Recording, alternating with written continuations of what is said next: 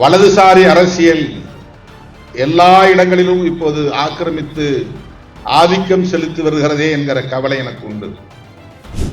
நந்தன் படத்தை பார்த்த பிறகு இரா சரவணன் போன்றவர்கள், வெற்றிமாறன் போன்றவர்களின் வாரிசுகளாக அந்த கலைத்துறையிலே இருக்கிறார்கள். இடதுசாரி பார்வை உள்ளவர்களாக இருக்கிறார்கள், பெரியார் சிந்தனை உள்ளவர்களாக இருக்கிறார்கள். புரட்சியாளர் அம்பேத்கரின் கருத்துக்களை உள்வாங்கியவர்களாக இருக்கிறார்கள் என்பதை எண்ணி உள்ளபடியே நான் பெருமைப்பட்டேன். எப்படி அவரை பாராட்டுவது? அவர் பிறப்பால் ஒரு ஒடுக்கப்பட்டவராக இல்லாமல் இருக்கலாம், ஆனால் அவருடைய சிந்தனை ஒரு இடதுசாரி சிந்தனையாக இருக்கிறது, விளிம்பு நிலை மக்களுக்கான சிந்தனையாக இருக்கிறது என்பதை எண்ணி நான் பெருமைப்பட்டேன். பொதுவாக என் மீதான அண்மைக்கால விமர்சனங்கள் எப்படி எழுகின்றன என்று நான் யோசித்து பார்ப்பேன். ஒரே ஒரு பிரச்சனை தான் என் மனதில் தோன்றுகிறது அல்லது எனக்கு தெரிகிறது. சில பேர் இடத்திலே வெளிப்படையாக சொல்லுவார்கள், திமுக மீது எங்களுக்கு விமர்சனம் உண்டு, ஆனால் நீங்கள் திமுகவை மிகவும் உயர்த்தி பிடிக்கிறீர்கள் என்று. ஒரு இயக்கத்தை நடத்துவது என்பது எவ்வளவு கடினம் என்பதை இயக்கத்தை நடத்தக்கூடியவர்களுக்கு தெரியும். ஒரு அரசியல் கட்சியை நடத்துகிறவர்களுக்கு எவ்வளவு இடர்கள் நிறைந்த ஒரு வாழ்க்கை என்பது அரசியல் கட்சிகளை நடத்துகிறவர்களுக்கு தெரியும். சரவணன் அவர்கள் சொன்னதை போல எந்த பின்புலமும் இல்லாமல் திருமாவளவன் வீதியிலிருந்து வந்தவர், விளிம்பு நிலை மக்களுக்காக வந்தவர் என்று சொன்னார். வெறும் 20 பேரை கொண்டு தொடங்கிய என் வாழ்க்கை இன்றைக்கு லட்சக்கணக்கானோரை திரட்டுகிற ஒரு மாபெரும் இயக்கமாக இன்றைக்கு மாறி இருக்கிறது. ஒரு மாநாட்டை நடத்தினால் 10 லட்சத்திற்கு மேலானவர்கள் திரளுகிறார்கள் என்கிற அளவுக்கு இந்த இயக்கம் இன்றைக்கு 20-30 ஆண்டுகளில் பரிணமித்திருக்கிறது.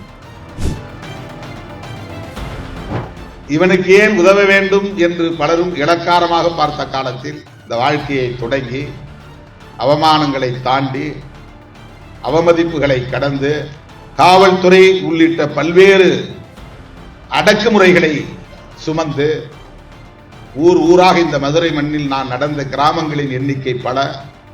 அம்பேத்கரை பற்றி அவர்களிடத்திலே பேசிய அந்த காலம் எல்லாம் எனக்கு நினைவுக்கு வந்தது.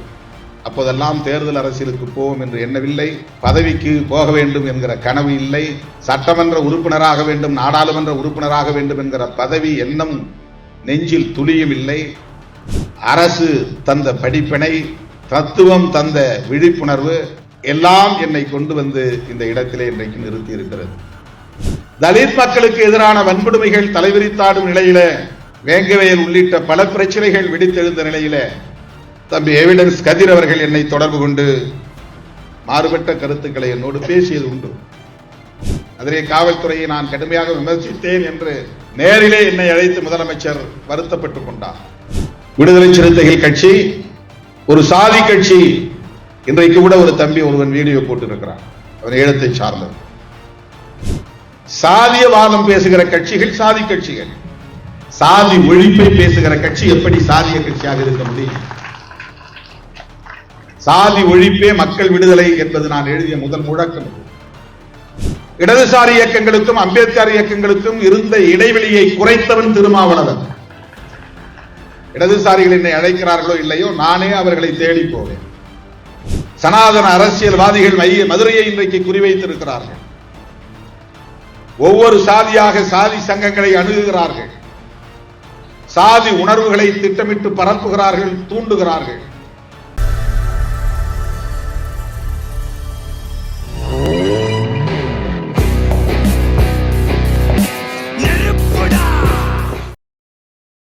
உங்கள் அனைவருக்கும் என்னுடைய பணிவார்ந்த வணக்கத்தை தெரிவித்துக் கொள்கிறேன். இந்த நிகழ்விலே இந்த நூலை வெளியிடக்கூடிய ஒரு அரிய வாய்ப்பை எனக்கு எவிடன்ஸ் கதிர் அவர்கள் வழங்கியதற்காக முதலில் அவருக்கு என்னுடைய நெஞ்சார்ந்த நன்றியை உரித்தாக்குகிறேன். அவருக்கு இலக்கிய உலகில், அரசியல் களத்தில், மனித உரிமை செயற்பாட்டு களத்தில், கிறிஸ்தவ சமூக தளத்தில் என்று விரிந்து பரந்த தொடர்புகள் உண்டு. யாரையும் அழைத்து இந்த நூலை வெளியிட முடியும். அத்தகைய தொடர்புகள் அவர்கள் இருந்தாலும் கூட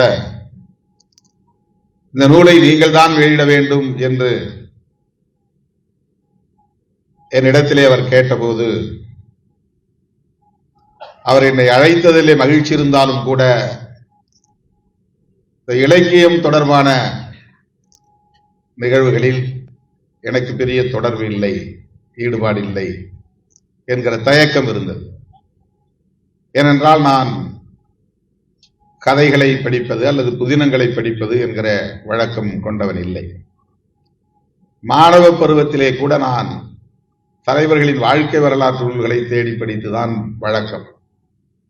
நான் தங்கியிருந்த விடுதிக்கு பக்கத்திலே ஒரு நூலகம், அந்த நூலகத்திற்கு நான் வழக்கமாக ஒவ்வொரு நாளும் மாலையில் செல்லுவதுண்டு. நாட்டுக்குழைத்த நல்லவர்கள் வரிசை என்ற பெயரில் ஒரு நூல் இன்றைக்கும் வெளிவருகிறது. அதில் எல்லா தலைவர்களுடைய வாழ்க்கை வரலாறும் சின்ன சின்ன புத்தகங்களாக வெளியிடுவார்கள். அங்கே போய் நான் அமர்ந்து தலைவர்களுடைய வாழ்க்கை வரலாற்றை எடுத்து படிப்பதிலே ஆர்வம் காட்டுவதுண்டு. அதன் பிறகு தலைவர்களுடைய தத்துவார்த்த கட்டுரைகள் அடங்கிய நூல்களை எடுத்து படிப்பேன். இப்படித்தான் நான் மாணவ பருவத்திலிருந்து என்னை பழக்கப்படுத்திக் கொண்டேன். ஏனோ எனக்கு கதைகளை படிப்பதில் அப்போதும் ஆர்வம் ஏற்பட்டதில்லை. பேரறிஞர் அண்ணா எழுதிய காதல் ஜோதி படித்திருக்கிறேன். அதன் பிறகு எம்பி வெங்கட்ராம் என்கிற ஒரு எழுத்தாளர் எழுதிய நித்திய கண்ணி என்கிற ஒரு புதினத்தை படித்திருக்கிறேன். எனக்கு தெரிந்து இந்த 2 புதினங்களைத்தான் நான் படித்ததாக எனக்கு நினைவு இருக்கிறது. நாவல் என்றால் தமிழிலே புதினம். நாவல் என்பது தமிழ் சொல் அல்ல. இந்த 2 புதினங்களை நான் படித்ததாக எனக்கு நினைவு இருக்கிறது. அதன் பிறகு தலித் இலக்கியம் குறித்த உரையாடல்கள் அரசியல் களத்தில் சமூக தளத்தில் பெரிதாக பேசப்பட்ட காலம் 90களின் தொடக்கம். சிவகாமி அவர்கள் எழுதிய அவருடைய வாழ்க்கை வரலாறு தொடர்பான புதினங்கள், அதேபோல டேனியல் எழுதிய புதினம் என்று பெரிய அளவிலே தலித் களத்தில் பேசப்பட்ட நேரமும் அந்த புதினங்களை படிக்க வேண்டும் என்று பலரும் சொல்லியும் கூட என்னால் படிக்க இயலவில்லை. படிக்க வேண்டும் என்கிற ஆவல் இருந்தாலும் கூட முடியவில்லை. ஒரு வாரத்திற்கு முன்பு எவிடன்ஸ் கதிர் அவர்களை தொடர்பு கொண்டு அந்த நூல் எனக்கு கொடுத்தீர்கள், ஆனால் எங்கோ வைத்து விட்டேன், வேலைச்சேரி வைத்து விட்டேன், ஊர் ஊரா சுற்றி கொண்டிருக்கிறேன், சாஃப்ட் காப்பி இருந்தால் எனக்கு வாட்ஸ்அப்பிலே அனுப்ப முடியுமா என்று கேட்டேன். அவர் அனுப்பி வைத்தார். ஆனால் அது ஒரு வாரம் கழித்து தானாக அழிந்து விடும் என்கிற ஒரு ஆப்ஷன் அவரிடத்திலே இருக்கிறது. அவர் கொடுத்தது அழிந்து போய்விட்டது. ஒரு வாரமாக நான் பார்க்கவில்லை. 2 நாட்களுக்கு முன்பு தேடி பார்த்தேன், அவர் அனுப்பியது காணாமல் போய்விட்டது. மறுபடியும் அவரிடத்திலே வருத்தம் தெரிவித்து மீண்டும் அனுப்ப முடியுமா என்று கேட்டேன். உடனே அனுப்புகிறேன் அண்ணா என்று அனுப்பினார். அது 496 பக்கம் ஓபன் பண்ணி பார்த்தேன். அதுலயும் இப்ப எனக்கு செர்விக்கல் ஸ்பாண்டலிட்டிஸ்னு ஒரு பிரச்சனை இருக்கு. கீழே இப்படி குனிஞ்சு பார்த்தா கழுத்து பயங்கரமா வலிக்கும். அப்படியே கழுத்தெல்லாம் இழுத்து பிடிச்சிடும் தலைதான். ரொம்ப நேரம் செல்போனை பார்க்க முடியாது. எப்படி படிக்கிறது? அவரு அதை புரிஞ்சுக்கிட்டவர் என்ன சொன்னார்னா, நீங்க எங்க இருக்கீங்க சொல்லுங்க, நான் புத்தகம் கொடுத்து அனுப்புறேன், இல்லைன்னா பிரிண்ட் அவுட் எடுத்து அனுப்புறேன் அப்படின்னாரு. இல்ல நான் பாத்துக்கிறேன் அப்படின்னு சொல்லிட்டேன். அதனால படிக்க முடியல. ஒரு 10 பக்கம் படிச்சேன், படிக்க முடியல. உண்மையை சொல்றேன்.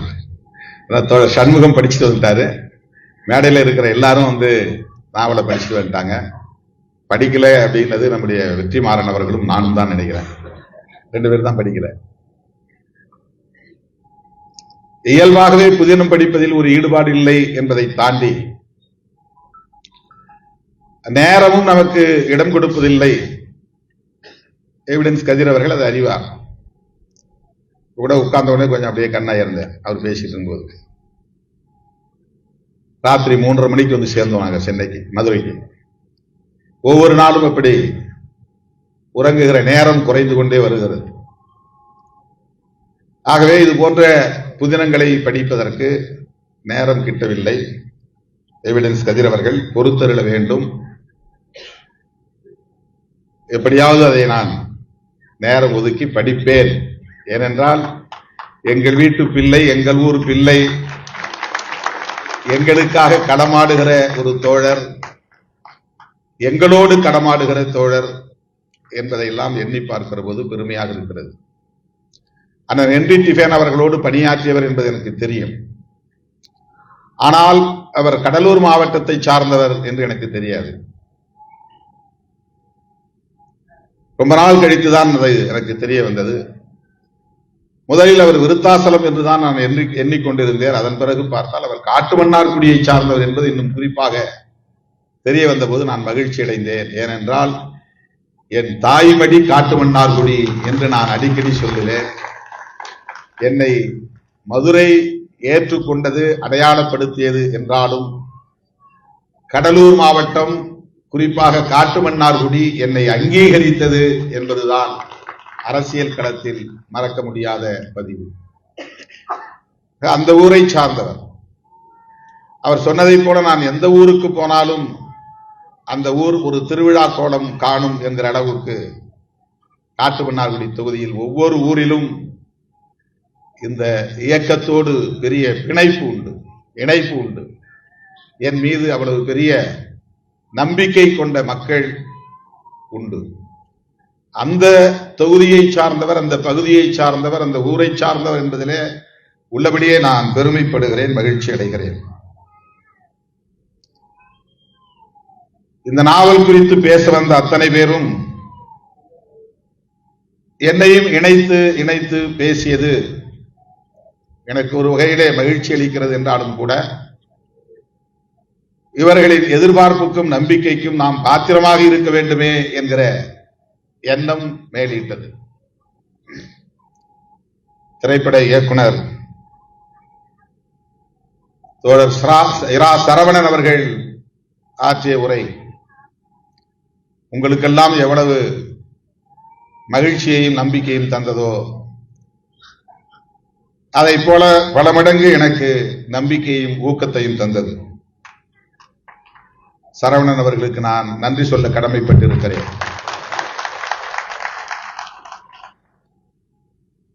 அவர் பத்திரிகையாளராக விகடன் குழுமத்தில் இருந்த காலத்தில் இருந்து நான் அறிவேன்.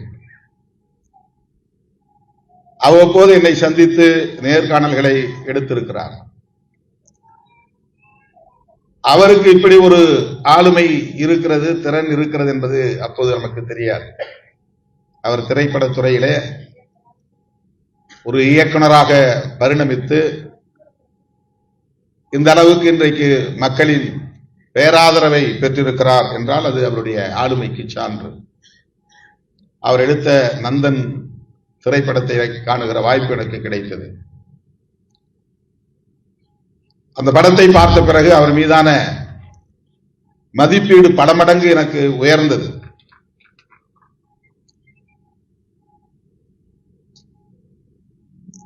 பொதுவாக கலைத்துறைகளில் இருப்பவர்கள், படைப்பு தலங்களில் பணியாற்றக்கூடியவர்கள் விளிம்புநிலை மக்கள் குறித்து சிந்திப்பதும் அவர்களின் விடுதலை குறித்து பேசுவதும் அண்மை காலமாக அருகி வருகிறது என்கிற கவலை எனக்கு உண்டு. இடதுசாரி பார்வை அருகி வருகிறது என்கிற கவலை உண்டு. வலதுசாரி அரசியல் எல்லா இடங்களிலும் இப்போது ஆக்கிரமித்து ஆதிக்கம் செலுத்தி வருகிறதே என்கிற கவலை எனக்கு உண்டு. நந்தன் படத்தை பார்த்த பிறகு இரா சரவணன் போன்றவர்கள், வெற்றிமாறன் போன்றவர்களின் வாரிசுகளாக அந்த கலைத்துறையிலே இருக்கிறார்கள், இடதுசாரி பார்வை உள்ளவர்களாக இருக்கிறார்கள், பெரியார் சிந்தனை உள்ளவர்களாக இருக்கிறார்கள், புரட்சியாளர் அம்பேத்கரின் கருத்துக்களை உள்வாங்கியவர்களாக இருக்கிறார்கள் என்பதை எண்ணி உள்ளபடியே நான் பெருமைப்பட்டேன். எப்படி அவரை பாராட்டுவது என்று தெரியவில்லை. அந்த அளவுக்கு அந்த திரைப்படம் எனக்குள்ளே ஒரு தாக்கத்தை ஏற்படுத்தியது. நாம் பேச நினைத்ததை எல்லாம் அதில் அவர் பேசியிருக்கிறார், வாதாட நினைத்ததை எல்லாம் அவர் அதிலே வாதாடி இருக்கிறார். அவர் பிறப்பால் ஒரு ஒடுக்கப்பட்டவராக இல்லாமல் இருக்கலாம், ஆனால் அவருடைய சிந்தனை ஒரு இடதுசாரி சிந்தனையாக இருக்கிறது, விளிம்பு நிலை மக்களுக்கான சிந்தனையாக இருக்கிறது என்பதை எண்ணி நான் பெருமைப்பட்டேன். நம்முடைய எவிடன்ஸ் கதிர் அவர்கள் கூட சில நேரங்களில் என்னோடும் இயக்கத்தோடும் முரண்பட்ட கருத்துக்களை பதிவு செய்திருக்கிறார். நம் மீது மதிப்பு வைத்திருப்பது, நம்பிக்கை வைத்திருப்பது என்பது வேறு. நம்முடைய செயற்பாடுகளில் முரண்பாடுகளை காணுகிற போது சுட்டிக்காட்டுவது என்பது வேறு. முரண்பாடுகளை சுட்டிக்காட்டுவதனால் உடனே அவர் நமக்கு எதிரானவர் என்று நான் ஒருபோதும் எண்ணுவதில்லை. நம்முடைய வளர்ச்சியில் அக்கறை உள்ளவர்கள் நம்மை விமர்சிக்கிற போது நாம் கவனிக்க வேண்டும். நம்முடைய வளர்ச்சியில் அக்கறை உள்ளவர்கள் நம்முடைய செயற்பாடுகளில் முரண்களை காணுகிற போது அல்லது குறைகளை சுட்டி காட்டுகிற போது அந்த இடத்திலே நாம் நின்று நிதானித்து அதை உள்வாங்க வேண்டும் என்கிற பார்வை எனக்கு உண்டு. நாம் வளரவே கூடாது என்கிற காழ்ப்புணர்வு உள்ளவர்கள் நம்மை விமர்சித்தால் அதை நாம் பொருட்படுத்த தேவையில்லை, கடந்து செல்ல வேண்டும். பொதுவாக என் மீதான அண்மைக்கால விமர்சனங்கள் எப்படி எழுகின்றன என்று நான் யோசித்து பார்ப்பேன்.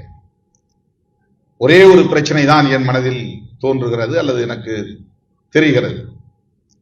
தேர்தல் அரசியலில் நான் கூட்டணி தொடர்பாக எடுத்த முடிவு. சில பேர் இடத்தில் வெளிப்படையாக சொல்லுவார்கள், திமுக மீது எங்களுக்கு விமர்சனம் உண்டு, ஆனால் நீங்கள் திமுகவை மிகவும் உயர்த்தி பிடிக்கிறீர்கள் என்று. தேர்தல் அரசியலில் அடியெடுத்து வைத்து தேர்தல் களத்தில் நின்று மக்களுக்கு உண்மையாகவும் ஏற்றுக்கொண்ட கொள்கைகளுக்கு பாதிப்பு ஏற்படாமலும் அதே நேரத்தில் இயக்கம் உயிர்ப்போடு இயங்க வேண்டுமானால் அது வலிமை இழந்து விடாமலும் செயல்படுவதற்கு ஏற்ற முடிவுகளை நாம் எடுக்க வேண்டிய நிலை தேர்தல் அரசியலில் உண்டு. ஒருபுறம் சர்வைவல் ஆஃப் த பார்ட்டி, இன்னொருபுறம் நாம் ஏற்றுக்கொண்ட ஐடியாலஜி, கருத்தியல், இன்னொருபுறம் நமக்கான ஆப்ஷன்ஸ், வாய்ப்புகள், அதை எவ்வாறு தேர்வு செய்வது என்பதற்கான ஒரு காலச்சூழல். இவற்றையெல்லாம் கருத்தில் கொண்டுதான் ஒரு முடிவெடுக்க முடியும். ஒரு இயக்கத்தை நடத்துவது என்பது எவ்வளவு கடினம் என்பதை இயக்கத்தை நடத்தக்கூடியவர்களுக்கு தெரியும். ஒரு அரசியல் கட்சியை நடத்துகிறவர்களுக்கு எவ்வளவு இடர்கள் நிறைந்த ஒரு வாழ்க்கை என்பது அரசியல் கட்சிகளை நடத்துகிறவர்களுக்கு தெரியும். அதிலும் கொள்கைக்கு சிதைவு ஏற்படாமல் பாதிப்பு ஏற்படாமல் இயக்கமும் தனிமைப்பட்டு விடாமல் எந்த பின்னணியும் இல்லாமல் அங்குலம் அங்குலமாக முன்னேற வேண்டும் என்கிற முனைப்போடும் பணியாற்றுவது என்றால் எவ்வளவு கடினமானது என்பதை அந்த களத்திலே நின்று பார்த்தால் மட்டும்தான் புரிந்து கொள்ள முடியும். அதை விவரித்து ஒருவருக்கு உணர்த்திவிட முடியாது. சரவணன் அவர்கள் சொன்னதைப் போல எந்த பின்புலமும் இல்லாமல் திருமாவளவன் வீதியிலிருந்து வந்தவர், விளிம்பு நிலை மக்களுக்காக வந்தவர் என்று சொன்னார். நான் மதுரையிலே ஒரு இயக்கத்தின் தலைவராக என்னை தேர்ந்தெடுத்த போது அங்கே கூடியிருந்தவர்களின் எண்ணிக்கை 20க்கும் குறைவானவர்கள் தான். வெறும் 20 பேரை கொண்டு தொடங்கிய என் வாழ்க்கை இன்றைக்கு லட்சக்கணக்கானோரை திரட்டுகிற ஒரு மாபெரும் இயக்கமாக இன்றைக்கு மாறி இருக்கிறது. ஒரு மாநாட்டை நடத்தினால் 10 லட்சத்திற்கு மேலானவர்கள் திரளுகிறார்கள் என்கிற அளவுக்கு இந்த இயக்கம் இன்றைக்கு 20-30 ஆண்டுகளில் பரிணமித்திருக்கிறது. வெறும் 20 பேர்களோடு தொடங்கிய எனது பொது வாழ்க்கை. ஒரு அரசு ஊழியனாக ஒரு மாத செலவுக்கு என்ன தேவையோ அவ்வளவு மட்டுமே சம்பளமாக பெற்ற நான் எந்த பின்புலமும் இல்லாமல் 10 பைசா கூடுதலாக இந்த பணிக்கு, சமூக பணிக்கு நாம் நன்கொடை வழங்குவோம் என்று நன்கொடை வழங்குவதற்கு ஆள் இல்லாத காலத்தில், இவனுக்கு ஏன் உதவ வேண்டும் என்று பலரும் இளக்காரமாக பார்த்த காலத்தில் இந்த வாழ்க்கையை தொடங்கி அவமானங்களை தாண்டி அவமதிப்புகளை கடந்து காவல்துறை உள்ளிட்ட பல்வேறு அடக்குமுறைகளை சுமந்து ஊர் ஊராக இந்த மதுரை மண்ணில் நான் நடந்த கிராமங்களின் எண்ணிக்கை பல. ஒத்தைக்கடையை சுற்றி புதுத்தாமரைப்பட்டி தான் என் சொந்த ஊர் என்று சசிகுமார் அவர்கள் சொன்னவுடன் எனக்கு ராஜகம்பீரம் நினைவுக்கு வந்தது. அந்த ஊரில் தான் நான் முதலாக அந்த மலைச்சாமி அவர்களோடு போய் பொதுக்கூட்டத்தில் பேசினேன்.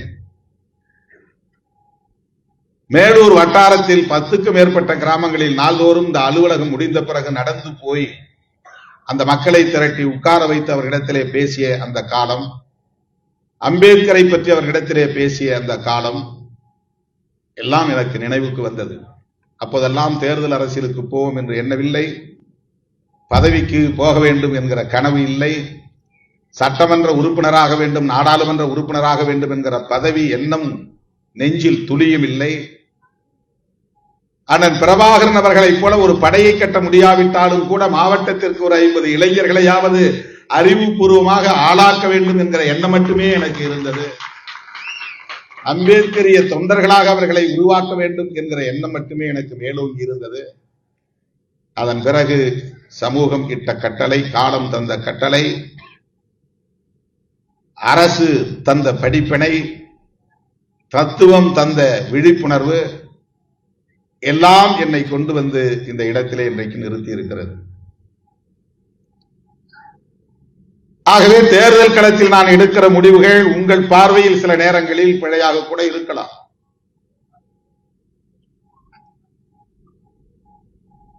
(2009) முள்ளிவாய்க்கால் இனக்கொலை நடந்த நேரத்தில் நான் திராவிட முன்னேற்ற கழகத்தின் தலைமையிலான கூட்டணியிலேயே தொடரும் நிலை ஏற்பட்டதை இன்றைக்கும் ஒரு சாக்காக வைத்துக் கொண்டு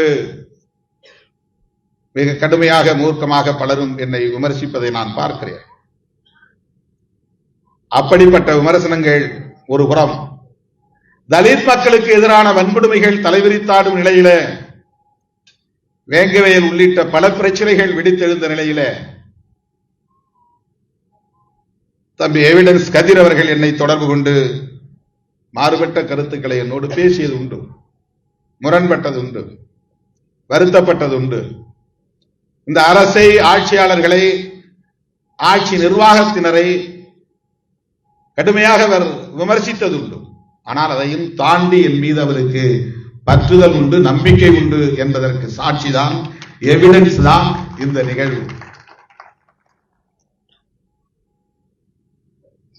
இந்த புரிதல் நமக்கு தேவை. இன்றைக்கும் வேங்கவேலுக்கு திருமாவளவன் என்ன செய்து விட்டார் என்று கேள்வி எழுப்புகிறவர்கள் இருக்கிறார்கள். சம்பவம் நடந்த 2வது நாளே நான் போராட்டம் அறிவித்து 27ஆம் தேதி டிசம்பர் அந்த சம்பவம் நடக்கிறது. 31ஆம் தேதி போராட்டத்தை அதே புதுக்கோட்டையில் என் தலைமையில் 5000 பேரை திரட்டி நான் நடத்தினேன். யாரும் அதை பேசுவதில்லை. அதிலும் மனநிறைவு ஏற்படாமல் மறுபடியும் தமிழ்நாடு முழுவதும் அனைத்து மாவட்ட தலைநகரங்களிலும், நான் சென்னையில் பங்கேற்கிற வகையில எல்லா மாவட்ட தலைநகரங்களிலும் வேங்கவேல் பிரச்சனைக்காக போராட்டம் நடத்தி இருக்கிறோம். 10க்கும் மேற்பட்ட முறை முதலமைச்சரை சந்தித்து இது குறித்து நான் விவாதித்திருக்கிறேன். தலைமைச் செயலாளரோடு பல முறை உட்கார்ந்து அவரே அழைத்து இது குறித்து பேசியிருக்கிறோம். அதனால் என்ன பலன் கிடைத்தது என்பது வேறு. ஆனால் கூட்டணி என்பதற்காக உரிமைகளை விட்டுக் கொடுத்து மக்களை மறந்து வெறும் தனிநபர் என்கிற முறையில் என்னுடைய நலன் குறித்து நான் எப்போதும் சிந்தித்ததில்லை. அப்படி எந்த முடிவும் நான் எடுத்ததில்லை. இந்த 5 ஆண்டு காலத்தில் திராவிட முன்னேற்ற கழகத்தோடு நான் கூட்டணியில் இருந்தாலும் இந்த அரசை அல்லது காவல்துறையை அல்லது ஆட்சி நிர்வாகத்தை எதிர்த்து நாங்கள் நடத்திய போராட்டங்களை போல் வேறு யாரும் நடத்தி இருக்க முடியாது. இதை எவரும் பேசுவதில்லை. ஓசூரிலே தலித் படுகொலைகளை கண்டித்து 10,000க்கும் மேற்பட்டவர்களை திரட்டி என் தலைமையில் ஆர்ப்பாட்டம் நடந்தது. நாமக்கல்லிலே ஒரு படுகொலையை கண்டித்து என் தலைமையில் ஆர்ப்பாட்டம் நடந்தது. தென் மாவட்டங்களில் 100க்கும் மேற்பட்டவர்கள் சில மாதங்களில் படுகொலை செய்யப்பட்டார்கள் என்பதை கண்டித்து நெல்லையிலே 10,000 பேரை திரட்டி என் தலைமையிலே பெரும் ஆர்ப்பாட்டம் நடந்தது. அதிலே காவல்துறையை நான் கடுமையாக விமர்சித்தேன் என்று நேரிலே என்னை அழைத்து முதலமைச்சர் வருத்தப்பட்டுக் கொண்டார். நாம் தான் சந்திக்கிறோமே, நேரில் பேசுகிறோமே, என்னிடத்தில் நீங்கள் இதையெல்லாம் மனம் திறந்து பேசுவது வாடிக்கைதானே, ஏன் இப்படி பொதுவெளியில் பேசுகிறீர்கள் என்று என்னை வருத்தப்பட்டுக் கொண்டார். கலைஞர் இருந்த காலத்திலும் கூட நான் கூட்டணியில் இருக்கிறேன் என்று எண்ணி அவருக்கு கட்டுப்பட்டு அந்த கூட்டணிக்குள்ளேயே நாம் அடங்கி இருக்க வேண்டும் என்று நான் கருதவில்லை. அப்போது அதிமுக கூட்டணியில் இருந்த தலைவர்களோடு பயணம் செய்தேன். திமுக கூட்டணியில் தான் நான் இருந்தேன். ஆனால் நடராஜன் அவர்களோடும் அண்ணன் நெடுமாறன் அவர்களோடும் மற்ற தலைவர்களோடும் இணைந்து ஈழத்தமிழர் பிரச்சனையில் என்னை நானே இணைத்துக் கொண்டு போராட்ட களத்தில் நின்றேன். இதையெல்லாம் யாரும் பேசுவதில்லை. ஏன் இதை பேசுகிறேன் என்றால், எவிடன்ஸ் கதிர் அவர்கள் இந்த இயக்கத்தின் மீதும் என் மீதும் எவ்வளவு நம்பிக்கை வைத்திருக்கிறாரோ அதே அளவுக்கு நம்முடைய செயற்பாடுகளில் உள்ள முரண்பாடுகளை சுட்டிக்காட்டக்கூடிய தோழமை அவரிடத்திலே உண்டு. அது அக்கறையின் மீதான ஒரு விமர்சனம், நம் வளர்ச்சியில் உள்ள அக்கறையின் மீதான ஒரு விமர்சனம். அப்படித்தான் நான் அதை பார்க்கிறேன்.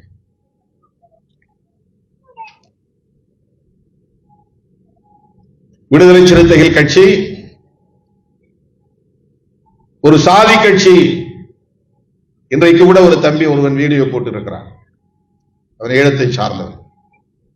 இலங்கை எம்பிக்களை அழைத்துக் கொண்டு போய் முதலமைச்சரை சந்தித்தேன் என்பதற்காக அரசியல் புரிதல் இல்லாமல் அவன் காழ்ப்புணர்வை கக்கி இருக்கிறான். சாதியவாதம் பேசுகிற கட்சிகள் சாதி கட்சிகள். சாதி ஒழிப்பை பேசுகிற கட்சி எப்படி சாதிய கட்சியாக இருக்க முடியும்?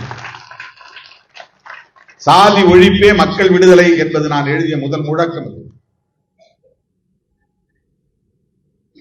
புரட்சியாளர் அம்பேத்கர் அவர்களோடு தந்தை பெரியார் புகைப்படத்தையும் இணைத்து துண்டறிக்கைகளிலும் சுவரொட்டிகளிலும் அச்சிட்டு மதுரை மண்ணில் நான் ஒட்டிய காலத்தில் பெரியாரியவாதிகள் என்னை வியப்பாக பார்த்தார்கள், அம்பேத்கரியவாதிகள் என்னை வெறுப்பாக பார்த்தார்கள். திருமாவளவன் வருகைக்கு முன்னர் வரை பெரியார் பிசி தலைவராகத்தான் தமிழ்நாட்டிலே இருந்தார். அதை புரிந்து கொள்ளுங்கள். அப்படித்தான் புரிந்து கொள்ளப்பட்டிருந்தது. அவர் ஓபிசிக்கான தலைவர். எந்த அம்பேத்கர் இயக்கமும் பெரியார் படத்தை துண்டறிக்கைகளில் போட்டதில்லை, சுவரொட்டிகளில் அச்சிட்டதில்லை. தனிநபர்களாக போற்றுவதுண்டு, பேசுவதுண்டு. அம்பேத்கர் இயக்கங்கள் அப்படி ஏற்றுக்கொண்டதில்லை. அதை உடைத்தவன் திருமாவளவன். கம்யூனிஸ்ட் இயக்கங்கள் வேறு, அம்பேத்கர் இயக்கங்கள் வேறு என்று மிகப்பெரிய அளவிலே இடைவெளி இருந்தது தமிழ்நாட்டில். கம்யூனிஸ்டுகள் அம்பேத்கரிஸ்டுகளை சாதியவாதிகளாக பார்த்த காலம். அம்பேத்கர் புத்தகத்தை படிப்பதே கூடாது என்கிற நிலை இருந்த ஒரு சூழல் 70களில் 80களில் நான் கல்லூரி மாணவனாக இருந்த காலத்தில் கூட அம்பேத்கரை அவ்வளவு கடுமையாக வந்து தோழர்கள் விமர்சிப்பார்கள் என் அறையிலே. நான் சட்டக்கல்லூரி மாணவனாக இருந்த காலத்தில் இடதுசாரி இயக்கங்களுக்கும் அம்பேத்கர் இயக்கங்களுக்கும் இருந்த இடைவெளியை குறைத்தவன் திருமாவளவன். இடதுசாரிகள் என்னை அழைக்கிறார்களோ இல்லையோ, நானே அவர்களை தேடி போவேன். அவர்கள் அலுவலகம் தேடி போவேன். அவர்களை சந்தித்து பேசுவேன். அவர்களோடு உரையாடுவேன். அவர்களோடு சேர்ந்து போராட வேண்டும் என்கிற உணர்வை வெளிப்படுத்துவேன். இன்றைக்கும் அது தொடர்கிறது. டெல்லியிலே நான் முதலாக நாடாளுமன்ற உறுப்பினரானதும் நான் பார்க்க விரும்பிய தலைவர் முதலில் சீதாராம் யெச்சூரி. மார்க்சிஸ்ட் கம்யூனிஸ்ட் கட்சியுடைய அலுவலகத்துக்கு தான் போனேன். அதன் பிறகு இடதுசாரி கட்சியில் இன்னொரு தலைவர் சுதாகர் ரெட்டி, அவரை போய் பார்த்தேன்.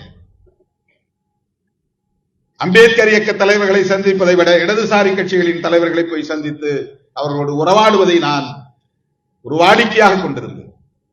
இன்றைக்கு தமிழ்நாட்டிலே இடதுசாரி இயக்கங்களோடு விடுதலை சிறுத்தைகள் கட்சி இணைந்து பணியாற்றுகிறது என்று சொன்னால் அந்த இடைவெளியை தகர்த்தவன் திருமாவளவன், விடுதலை சிறுத்தைகள் கட்சி. அகில இந்திய அளவில் அம்பேத்கர் இயக்கங்களுக்கும் இடதுசாரி இயக்கங்களுக்கும் பெரிய உறவே இல்லை, மிகப்பெரிய இடைவெளி. நான் கூட மேடையிலே சொல்லுவேன், நீங்கள் எல்லாம் மாயாவதியை சந்தித்து பேசாமல் இருந்ததால் தான் பிஜேபி தலைவர்கள் பேசுகிறார்கள். நீங்கள் ராம்தாஸ் அத்வாலேயோடு ராம்விலாஸ் பாஸ்வானோடு உறவாடாமல் இருந்ததால் தான் பிஜேபி தலைவர்கள் அவர்களோடு உறவாடுகிறார்கள். முன்கூட்டியே நீங்கள் அவர்களோடு உறவாடி இருக்க வேண்டும். இந்த அரசியல் பகிர்வு, கருத்து பகிர்வுகள் நிகழ்ந்திருக்க வேண்டும். அப்படி இல்லாத காரணத்தினால் இன்றைக்கு வலதுசாரிகளோடு இணைந்து செயல்படக்கூடிய நிலை அம்பேத்கர் இயக்கங்களுக்கு ஏற்பட்டு இருக்கிறது என்கிற விமர்சனத்தை நான் வைப்பதும். அம்பேத்கர் இயக்கங்களும் பெரியாரிய இயக்கங்களும் மார்க்சிய இயக்கங்களும் ஒருங்கிணைந்து செயலாற்ற வேண்டிய தவிர்க்க முடியாத ஒரு தேவை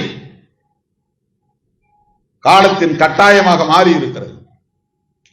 இன்றைக்கு மதுரையை சனாதனத்தின் மையமாக மாற்ற பார்க்கிறார்கள். சனாதன அரசியல்வாதிகள் மதுரையை இன்றைக்கு குறிவைத்திருக்கிறார்கள். ஒவ்வொரு சாதியாக சாதி சங்கங்களை அணுகுகிறார்கள். சாதி உணர்வுகளை திட்டமிட்டு பரப்புகிறார்கள், தூண்டுகிறார்கள். சாதி பெருமைகளை பேசுவதை ஊக்கப்படுத்துகிறார்கள்.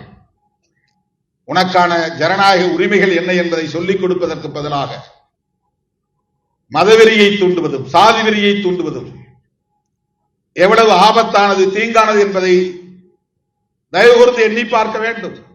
இது நான் யாருக்கு எதிராகவும் அரசியல் உள்நோக்கத்தின் அடிப்படையில் பேசவில்லை. நான் தேர்தலை பற்றி தேர்தல் நேரத்தில் மட்டும்தான் சிந்திப்பேன். இப்போது கூட ஊடகவியலாளர்கள் கேட்டார்கள், என்னை நீங்க எல்லாம் எலெக்ஷன் வேலையை ஆரம்பிச்சிட்டீங்களா, எப்ப தேர்தல் அறிக்கை எழுத போறீங்க? அது எங்க வேலை இல்லை. பெரிய கட்சிகள், ஆளுங்கட்சிகள், ஆள விரும்புகிற கட்சிகள் செய்யட்டும். நாங்கெல்லாம் நெகோசியேஷனுக்கு பிறகு எவ்வளவு சீட்டு வந்த பிறகு அந்த சீட்ல வேலை செஞ்சா போதும். எங்களுக்கு தேர்தல் நேரத்தில் தான் தேர்தலை பற்றி பேசுகிறோம். 2 சீட்டா 4 சீட்டா அது பிரச்சனை இல்லை. 2 சீட்டை 8 சீட் ஆகினாலும் 8 சீட்டை 10 சீட் ஆகினாலும் நான் ஒன்னும் முதலமைச்சர் நாற்காலியில் போய் உட்கார போறதில்லை. அந்த எண்ணிக்கையை உயர்த்துவது அல்ல என்னுடைய பிரச்சனை. நான் பேசுகிற அரசியல் எந்த அளவுக்கு மக்களிடத்தில் போய் சேருகிறது என்பதுதான் எனக்கு பிரச்சனை. நான் பேசுவதை கேட்பதற்கான ஒரு இடம் எனக்கு தேவைப்படுகிறது. என்னை கவனிப்பதற்கு, ஊடகம் என்னை கவனிப்பதற்கு ஒரு புள்ளி எனக்கு தேவைப்படுகிறது. அதனால் தேர்தல் அரசியலில் என்னை தற்காத்துக் கொள்வதற்கான ஒரு போராட்டமும் ஊடாக நிகழ்கிறது. அவ்வளவுதான். பதவி எனக்கு பெரிதல்ல. 10 சீட்டு கூடுதலாக வாங்கி விடுவதனால் இங்கே எந்த பெரிய புரட்சிகர மாற்றத்தையும் ஏற்படுத்தி விட போவதில்லை. அதுதான் எனக்கு பெரிதென்றால் கூடுதலாக தருகிற இடத்திற்கு என்னால் போய்விட முடியுமே. பதவிதான் பெரிதென்றால், எண்ணிக்கைதான் பெரிதென்றால், கூடுதலாக இடங்களை தருவதற்கும் பதவியை அள்ளி தருவதற்கும் வாய்ப்பு இருக்கிறது என்கிற போது நான் அங்கே ஓட முடியுமே. இவ்வளவு விமர்சனங்களையும் தாண்டி திராவிட முன்னேற்ற கழகத்தின் தலைமையிலான கூட்டணியில் திருமாவளவன் நீடிப்பதற்கு காரணம் பதவி ஆசை இல்லை என்பதுதான், பொருளாசை இல்லை என்பதுதான்.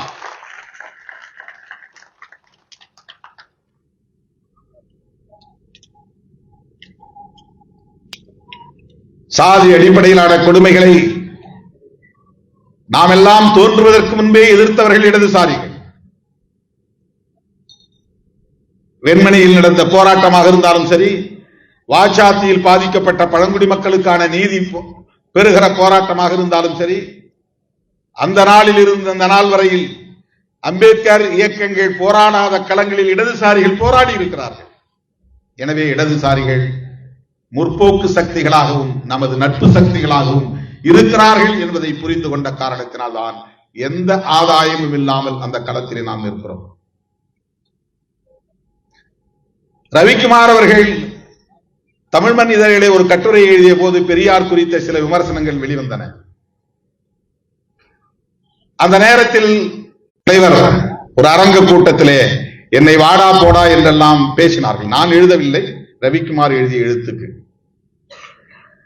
அந்த எதிர்வினைக்கு பிறகு நான் ரவிக்குமார் அவர்களை அழைத்து எழுத வேண்டாம் என்று சொல்லிவிட்டேன். அவரும் நிறுத்திவிட்டார். எழுதிய கட்டுரைகளை பதிப்பிக்க வேண்டாம் என்று சொல்லிவிட்டேன். அவரும் மறந்துவிட்டார். ஆனால் இன்றைக்கு பெரியாரை எவ்வளவு வெளிப்படையாக, கடுமையாக, மூர்க்கமாக பிராமண கடப்பாறையை கொண்டு இடிப்போம் என்று சொல்லுகிற நிலை வளர்ந்திருக்கிறது. பிராமணர் அல்லாதார் இயக்கத்தை கட்டிய பெரியார் வாழ்ந்த மண்ணில் தலித் அல்லாதார் இயக்கத்தை கட்டக்கூடிய சூழல் வளர்ந்தது. மருத்துவர் ராமதாஸ் அவர்கள் தமிழ்நாடு முழுவதும் 38 மாவட்டங்களுக்கும் சுற்றுப்பயணம் செய்து தலித் அல்லாதார் இயக்கம், அனைத்து சமுதாய பேர் இயக்கம் என்கிற பெயர்களை கட்டினார். இந்த விளைவுகள் எல்லாம் வலதுசாரிகளின் ஆதிக்கத்தால் இங்கே உருவாகி வருகின்றன. சனாதன சக்திகளின் ஆதிக்கத்தால் இங்கே வளர்ந்து வருகின்றன. எனவே சாதி ஒழிப்பு என்கிற அரசியலை நீர்த்து போக செய்கிறார்கள். சகோதரத்துவத்தை தகர்க்க பார்க்கிறார்கள்.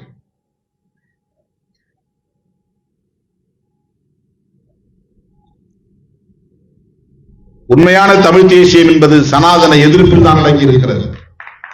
உண்மையான தமிழ் தேசியம் என்பது இந்து ராஷ்டிரம் அமைப்பதை தடுப்பதில் தான் அடங்கி இருக்கிறது.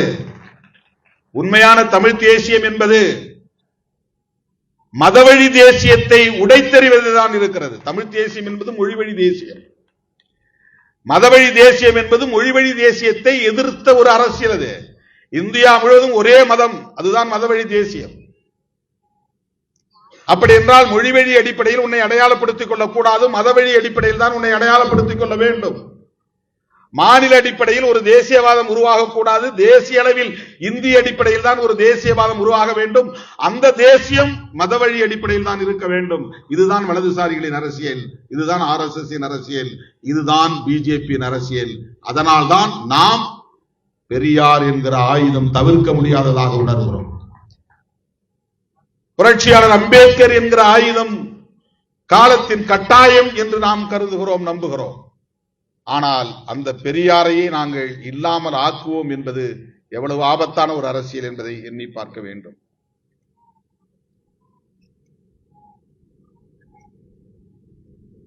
பெரியார், புரட்சியாளர் அம்பேத்கர் இரண்டு பேரும் வேறு வேறு தலைவர்கள் என்கிற ஒரு கருத்தும் இங்கே வைக்கப்படுகிறது. இதுதான் RSS பேசுகிற அரசியல். எப்படி இரண்டும் வேறாக முடியும்? இரண்டு அடையாளங்களும் எப்படி வேறாக முடியும்? தமிழ்நாட்டுக்கு வந்தால் பெரியாரை சந்திப்பது அம்பேத்கருடைய வழக்கமாக இருந்தது. அந்த காலத்தில் அம்பேத்கரை அடையாளம் கண்டு அவரை நட்பு ஆக்கி கொண்டவர் பெரியார். அவரை தேடி போய் சந்தித்தவர் பெரியார். மியான்மர் மாநாட்டுக்கு போனவர் பெரியார், அம்பேத்கரின் அழைப்பை ஏற்று. எப்படி இரண்டு பேரையும் வேறு வேறாக பார்க்க முடியும்? இந்த அரசியல் யாருடைய அரசியல்? இந்த அரசியல் வளர்ந்தால் என்ன ஆகும்? அம்பேத்கரை நான் மராத்தி மொழியை பேசக்கூடிய வட இந்தியக்காரர் என்றா பார்க்க முடியும்? அம்பேத்கரை அப்படி நான் வட இந்தியக்காரர் என்று பார்த்தால் கார்ல் மார்க்ஸை நான் என்னவாக பார்க்க முடியும்? சிந்தித்து பார்க்க வேண்டும். இந்த புரிதல் எவிடன்ஸ் கதிர் அவர்களுக்கு உண்டு. நான் எடுக்கிற தேர்தல் முடிவு வேறு, கருத்தியல் சார்ந்து நான் எத்தகைய உறுதிப்பாட்டோடு இருக்கிறேன் என்பது வேறு. தேர்தல் முடிவை கருத்தியலோடு பொருத்தி பார்க்க வேண்டிய அவசியம் இல்லை.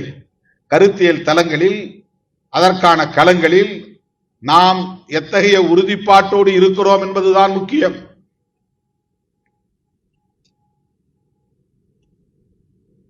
அப்படி பார்த்தால் இடதுசாரிகளை தவிர, பெரியார் இயக்கங்களை தவிர வேறு யாரோடும் நாம் கைகோர்க்கவே முடியாது. எந்த காலத்திலும் கைகோர்க்க முடியாது. 2009 திமுக கூட்டணி வேண்டாம், அதிமுக கூட்டணிக்கு போவோம் என்று தலைவர்கள் சொன்னார்கள். நான் சொன்னேன், திமுக கூட்டணிக்கு வேண்டாம் என்று சொல்லுவதற்கு என்னென்ன காரணங்கள் இருக்கின்றனவோ அதே காரணங்கள் அதிமுக கூட்டணிக்கு போக வேண்டாம் என்பதற்கும் இருக்கிறதா இல்லையா என்று நான் கேட்டேன். எந்த வகையிலே அது ஈழத்தை ஆதரித்ததா? 1991க்கு பிறகு ஈழம் குறித்து அதிமுக எங்காவது பேசியது உண்டா? புலிகள் அழிக்கப்பட்டார்கள் என்கிற வரையில் என்றாவது ஒரு நாள் அதிமுக ஈழம் குறித்து பேசியது உண்டா? தீர்மானம் நிறைவேற்றியது உண்டா என்ற கேள்விகளை நான் எழுப்பினேன். ஆகவே அதுதான் சந்தர்ப்பவாதம். அந்த நேரத்தில் திமுகவை எதிர்க்க வேண்டும், அதிமுக ஆதரிக்க வேண்டும் என்பதுதான் அவர்களின் நிலைப்பாடாக இருந்ததை தவிர ஈழத்தமிழர்களுக்கு நலன் விளைவிக்க வேண்டும் என்பதாக இல்லை அது. ஆகவே நான் இருக்கிற இடத்தில் இருக்கிறேன், நீங்கள் இருக்கிற இடத்தில் இருங்கள் என்று மட்டும்தான் என்னால் அன்றைக்கு சொல்ல முடிந்தது. அந்த முடிவை அவர்கள் பார்வையில் விமர்சிப்பதைப் போல தலித்துகளுக்கு எதிரான வன்கொடுமைகள் வருகிற போது நம்முடைய எவிடன்ஸ் கதிர் போன்றவர்கள் ஆட்சியாளர்களோடு முரண்படுவது, அரசோடு முரண்படுவது, அதிகாரிகளோடு முரண்படுவது என்கிற வரிசையில் என்னோடும் அவர் முரண்பட்டிருக்கிறார் என்பதை நான் வெளிப்படையாக இங்கே சொல்ல கடமைப்பட்டிருக்கிறேன். அப்படிப்பட்ட ஒரு போராளி எவிடன்ஸ் கதிர் அவர்கள் ஒரு இலக்கிய ஆளுமை உள்ளவராகவும் இருக்கிறார் என்பது மகிழ்ச்சி அளிக்கிறது. ஆனால் இந்த இலக்கிய ஆளுமை நம்முடைய விடுதலை போராட்டத்திற்கான உந்துதலை தருவதாகவே அமைய வேண்டும். அது முழுக்க முழுக்க இலக்கிய தளத்தை நோக்கி உங்களை இழுத்துக் கொண்டு போனால் போராடுகிற களத்தில் போராளிகளை தேடுவது கடினம். போராளிகள் தான் நமக்கு தேவை. ஒரு இலக்கிய ஆளுமை என்பதை விட விளிம்புநிலை மக்களுக்கான போராளி என்பதை நான் பெருமையாக கருதுகிறேன். எவிடன்ஸ் கதிர் அவர்களை நான் அடிக்கடி நினைத்து பார்ப்பதுண்டு.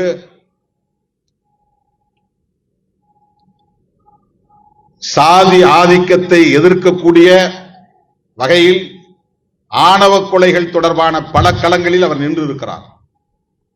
கௌசல்யாவுக்கு மிகப்பெரிய ஆறுதலாக இருந்தவர், ஊக்கம் கொடுத்தவர். தமிழ்நாட்டில் நடக்கிற ஆணவ படுகொலைகளை எல்லாம் நாம் உற்று கவனித்தால் அதிலே தன்னுடைய காதலுக்காகவும் படுகொலை செய்யப்பட்ட தன்னுடைய கணவனுக்காகவும் போராடுவேனே தவிர சாதிக்காக குடும்பத்திற்காக நான்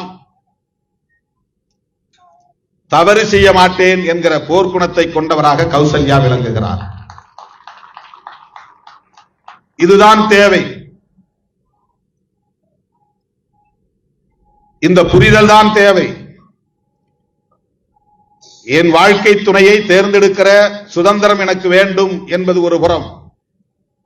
அதைவிட இப்படிப்பட்ட அநீதி இழைக்கப்படுகிற போது அந்த அநீதிக்கு எதிராக போராடுவேன் என்கிற போர்க்குணம், அதுதான் போற்றுதலுக்குரியது. நாம் பார்க்கிறோம் 99.99% பெண்கள் வாய் திறக்க முடியாமல் மௌனித்து போகிறார்கள். அவர்கள் தங்கள் சுதந்திரத்தையும் கோருவதில்லை, தங்களுக்கு இழைக்கப்படுகிற அநீதியையும் எதிர்ப்பதில்லை. தான் காதலித்த ஒருவன் படுகொலை செய்யப்பட்டு விட்டானே என்கிற அந்த உணர்வையும் வேதனையையும் வெளிப்படுத்த முடியாமல் பெற்றோர், குடும்பத்தார், சாதி என்கிற அடிப்படையில் முடங்கி போகிற நிலை இருக்கிற போது நான் எடுத்த முடிவில் எனக்கு ஒரு சுதந்திரம் தேவை, அதில் நான் உறுதியாக இருப்பேன் என்ற அந்த போர்க்குணத்தோடு வெளியே வந்தவர் நம்முடைய கௌசல்யா. அவருக்கு அந்த துணிவை தந்தவர் எவிடன்ஸ் கதிர், என் மகளை போன்றவர் என்று பதிவு செய்திருக்கிறார். ரொம்ப ஆபத்தான பணி. அண்ணன் ஹென்றி டிஃபேன் அவர்கள் மனித உரிமைகளுக்காக போராடுகிற போது அவருக்கும் பல நெருக்கடிகள் உண்டு. அவரால் வளர்த்தெடுக்கப்பட்ட ஒரு ஆளுமை எவிடன்ஸ் கதிர் என்பதை நாம் அறிவோம். அவரே போற்றக்கூடிய அளவுக்கு, பாராட்டக்கூடிய அளவுக்கு இந்த களத்திலே மிக துணிச்சலாக நின்று கிட்டத்தட்ட 25,000 பேரை காப்பாற்றி இருக்கிறார் என்பதற்காக சர்வதேச விருது அவருக்கு வழங்கப்பட்டிருக்கிறது. சாதாரணமான பணி அல்ல அந்த பணி. அவர் ஒரு பிரச்சனையை கையில் எடுக்கிற போது அந்த பிரச்சனைக்குரியவர்கள் இதற்கெல்லாம் காரணம் இவன்தான் என்று குறிவைக்கிற போது எந்த பாதுகாப்பும் மற்ற நிலையிலே அவர் அந்த கணத்தில் போராடுகிறார் என்கிற போது எனக்கு பலமுறை அவர் பாதுகாப்பு குறித்து கவலை ஏற்பட்டது உண்டு. சசி பாண்டியன் இறந்த போது கூட நான் மிகவும் கவலைப்பட்டேன். எவிடன்ஸ் கதிரின் பாதுகாப்பு முக்கியமானதே என்று. ஏனென்றால் சாதி வெறியர்களும் மத வெறியர்களும் எந்த அளவுக்கு குரூரமானவர்கள் என்பதை நாம் அறிவோம். அவர்களுக்கு எத்தகைய பின்னணி இருக்கிறது என்பதை நாம் அறிவோம். அவர்கள் எப்படி சுற்றி சூழ்ந்து கொடூரமாக இது போன்ற சிந்தனை உள்ளவர்களை எல்லாம் அழித்தொழித்திருக்கிறார்கள் என்பது தென் மாவட்டங்களில் இரத்த கரைகளாக படிந்திருக்கிற வரலாறு நமக்கு தெரியும். அப்படிப்பட்ட ஒரு சூழலில் மதுரையிலே வந்து தங்கி பெரிய உறவு பின்னணி எதுவும் இல்லாமல், சொந்த பந்தங்கள் என்கிற பின்னணி எதுவும் இல்லாமல், வெறும் கருத்தியல் உறவுகளை மட்டுமே கொண்டு அந்த பின்னணியோடு இந்த களத்திலே அவர் போராடி கொண்டிருக்கிறார் என்றால்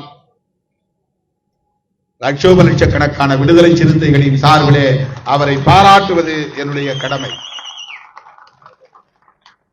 என்னை பொறுத்தவரையிலே அவரை நான் ஒரு சிறுத்தையாகத்தான் பார்க்கிறேன். அவருடைய போர்க்குணத்தை நான் போற்றுகிறேன். அவருடைய இலக்கிய ஆர்வம் என்பது கட்டாயம் ஒரு போராளிக்கு தேவைதான். பல போராளிகள் அப்படி இலக்கிய ஆளுமை உள்ளவர்களாக இருக்கிறார்கள், இருந்திருக்கிறார்கள், கவிஞர்களாக இருந்திருக்கிறார்கள். கார்ல் மார்க்ஸ் மிகப்பெரிய சிந்தனையாளர், கவிஞரும் கூட. மாக்சிம் கார்கி மிகப்பெரிய எழுத்தாளர், உலகை உலுக்கிய எழுத்தாளர், அவர் ஒரு போராளியும் கூட. போராளிகளுக்கு இலக்கிய ஆளுமை என்பது கூடுதல் பலத்தை தரும். அறிவு சார்ந்த தளத்தில் ஆதரவை அது திரட்டி தரும். அறிவார்ந்தவர்களின் பின்னணியை வலுப்படுத்தும். கருத்தியல் தளத்தில் மேலும் பல மடங்கு வீரியமாக பயணிக்கிற ஆற்றலை அது தரும்.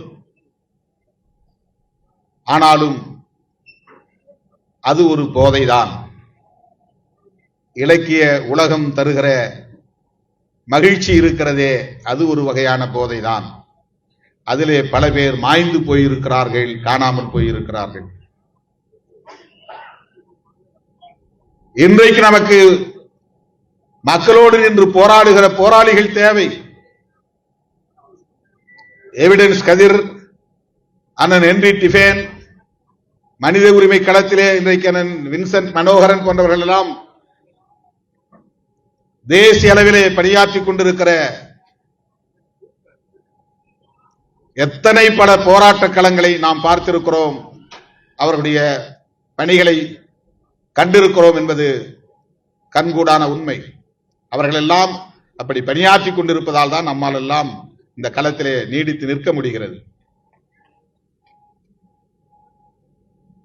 தலித் இலக்கியம், தலித் அரசியல், தலித் பண்பாடு என்கிற ஒரு பரிமாணமும் இங்கே வளர்ந்திருக்கிறது. எவிடன்ஸ் கதிர் அவர்கள் தன்னுடைய ஏற்புரையிலே நிறைவாக சொல்லுகிற போது ஒன்றை சொன்னார். வெள்ளந்தியான மனதுதான் தலித் மனது என்று சொல்லி முடித்தார்.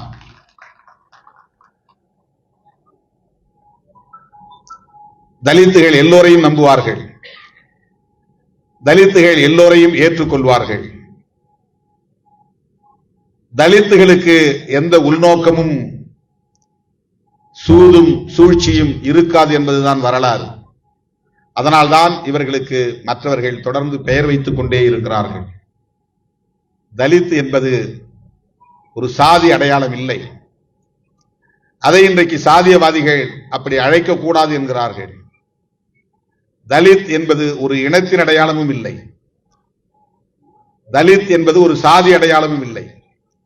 அது ஒரு உலகளாவிய பொது சொல். ஒடுக்கப்பட்டவர்களை குறிக்கிற பொது சொல்லாடல் அது.